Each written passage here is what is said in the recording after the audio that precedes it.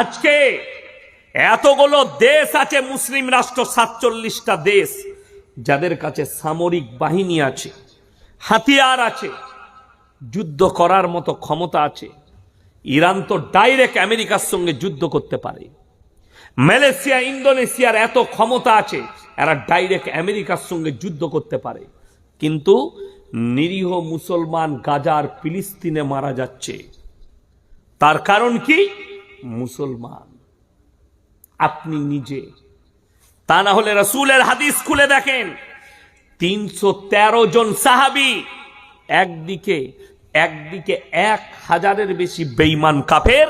আল্লাহ রাসূল সাল্লাল্লাহু আলাইহি সাল্লাম সাহাবীরা খালি হকের ওপরে আল্লাহর ওপরে তাওয়াক্কুল আর বিশ্বাস আনার কারণে আল্লাহ তাদেরকে জয় লাভ করিয়েছিলেন। জোরে বলুন সুবহানাল্লাহ। মক্কা বিজয় এমনি হয়নি, ইসলাম প্রচার এমনি হয়নি। আপনারা কি মনে করছেন আপনার কাছে ইসলামটা এমনি চলে এলো? আপনাদের জানাই নেই। আপনি নামাজ না পড়তে পারেন, আপনি রোজা না রাখতে পারেন, যে লোকটা আজকে ইসলাম কবুল করছে সে আপনার থেকে বেশি পরেজগার। তার প্রমাণ শুনেলেন, আল্লাহ যাকে হিদায়েত দিবে সে খ্রিস্টান ঘরের হতে পারে, ইহুদি ঘরের হতে পারে, সেই ছেলেটা হিন্দু ঘরের হতে পারে, দলিত আদিবাসী হতে পারে। তার একটা মারাত্মক প্রুফ শুনেলেন, যে ছেলেটা প্রথম বাবরি মসজিদে হাম্বার মেরেছিল তার নাম বলবীর সিং।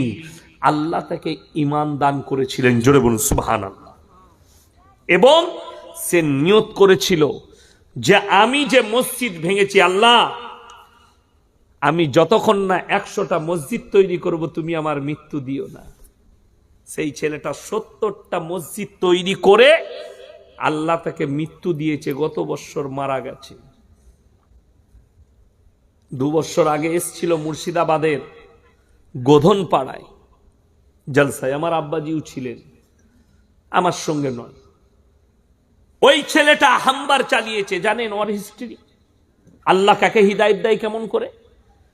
ও যখন বাবরি মসজিদ ভেঙেছে, ভাঙার পরে ওইখান থেকে 2টো ইট এনেছিল সাথে করে। ওর মা বলছে বলবীরের কাজ ছিল সকাল আর সন্ধ্যা 2 টাইম ওই ইটের ওপরে পিশাব করা। ওই মসজিদের ইটের ওপরে পিশাব করেছে। আপনি ভেবে দেখুন কতটা ঘৃণা তার মধ্যে ছিল। আর ওই ঘৃণাটাকে মহব্বতে ফিরিয়ে আল্লাহ তাকে কলমা পড়িয়েছেন। জোরে বলুন সুবহানাল্লাহ। আল্লাহ কি না পারেন। শুধু ওইটা নয়, আপনি কি ভাবছেন জানি না, 2015 থেকে 2020 পর্যন্ত এই ভারতবর্ষে অন্যান্য ধর্ম থেকে সরকারি সমীক্ষা বলছে 13 লাখ লোক ইসলাম কবুল করেছে। জোরে বলুন সুবহানাল্লাহ। 13 লাখ। আপনি যদি মনে করেন আমি নামাজ পড়বো না, রোজা রাখবো না, আমাদের মৌলবীদের কিচ্ছু করার নাই। আল্লাহর কসম খেয়ে বলে যাচ্ছি, গোটা পৃথিবীর লোক যদি নামাজ না পড়ে, সিজদা না করে, আমার আল্লাহর এতটুকু যায় আসে না। এতটুকু আল্লাহর, এতটুকু আল্লাহর ক্ষতি হবে না। ক্ষতি আপনার। কেন? আল্লাহ রাব্বুল আলামিন কোরআনে বলেছেন, ইন্না জাআলনা মা আলাল আরদি যিনাতাল লাহা লিনাবলুয়াহুম আইয়ুহুম আহসানু আমালা। আমি এই পৃথিবীটাকে সুসজ্জিত করেছি শুধুমাত্র আমার বান্দা বান্দির জন্য। জোরে বলুন সুবহানাল্লাহ। আমি কি চেয়েছি? আল্লাহ খালি একটা জিনিস চেয়েছে আপনার কাছ থেকে। সেই একটা কি? নেক আমল করে নিয়ে আসবে।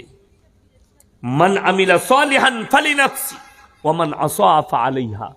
যে বা যাহারা ভালো কাজ করবে আল্লাহ তাদেরকে পুরস্কৃত করবেন, যে বা যাহারা খারাপ কাজ করবে আল্লাহ তাদেরকে তিরস্কৃত করবেন। সাহাবী রাদিয়াল্লাহু তাআলা আনহু আজমাইনদের জীবনী, একটা জীবনী যদি বাস্তবায়িত করেন আপনার কাছে আর কোনো বিপদ আসবে না। কেউ যদি নেতা হয় হযরতে উমরের মতো হও, কেউ যদি দানী হও হযরত উসমানে গনি রাদিয়াল্লাহু তাআলা আনহুর মতো হও, যে নিজের মালকে আল্লাহ রাস্তায় যে সাহাবীরা কুরবান করে দিয়েছে। আজকে দুঃখ কোথায় জানেন? ইসলামের ক্ষতি কোথায় হয়েছে? আপনি মিথ্যাটাকে মনে করেছেন এইটাই হচ্ছে আমার চলার পথ। একটা মুসলমান ব্যবসা করছে, মিথ্যা কথা। 5 বস্তা আলু নিয়ে এসছে, আলু কিনেছে 25 টাকা করে, দিয়ে 35 টাকা কিলো বললে, কেউ বললে ভাই 2 টাকা কমলে যাবে, 30 টাকা কিলো কিনা আছে আমার, 5 টাকা বাড়িয়ে মিথ্যা করে বলল, ওই ইনকামটা হারাম।